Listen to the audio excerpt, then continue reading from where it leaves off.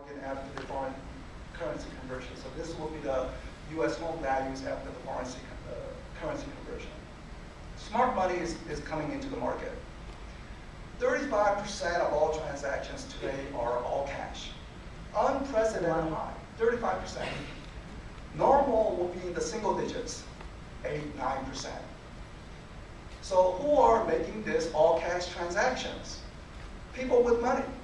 And people with money are always one step ahead of the general population, and people with money are coming into the market. They are saying, I'm going to get all cash. Now, part of the cash field is investors. They cannot get mortgages, so they're going in all cash, or they do not want to be bothered with appraisal issues. But I think the financial asset recovery is also helping with the cash situation. We are increasingly hearing that there are investors buying real estate as a hedge against inflation.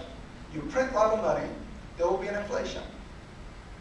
In the US, the question is over high inflation, not a hyperinflation. But just to give you an example, after World War I, in Germany, many Germans lost everything they had. All the money they saved in the banks, and in fact, Germans are known for saving their money. So they save a lot of money. Why? Hyperinflation. So because of so much printing of the money in Germany, all their currency value disappeared. They lost everything, except for those Germans who had real estate. They had real estate, they had tangible asset or gold. They were protected from this hyperinflation. Now, U.S. will not encounter hyperinflation, but the question is, high inflation is a possibility, and some investors are saying, maybe I want to buy real estate as a hedge. Many people have already bought gold and silver as a hedge. But given that gold and silver prices are very high, maybe they're beginning to turn towards real estate as a potential hedge. The other part is the hedge against housing shortage.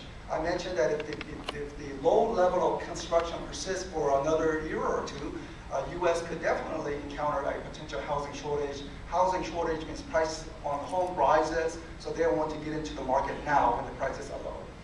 A few stories that I've been hearing, some of the parents, baby boomer parents, are buying homes all cash for their kids. You have $100,000, looking at the wealthy households, $100,000 sitting in the bank. Interest rate, nearly zero. You are not getting hardly anything from putting in the money in the bank. So parents are pulling their money out and buying a home all cash, $100,000, and telling their kids to pay down 6 or 7% mortgage rate, saying that that is much better than getting zero from the bank.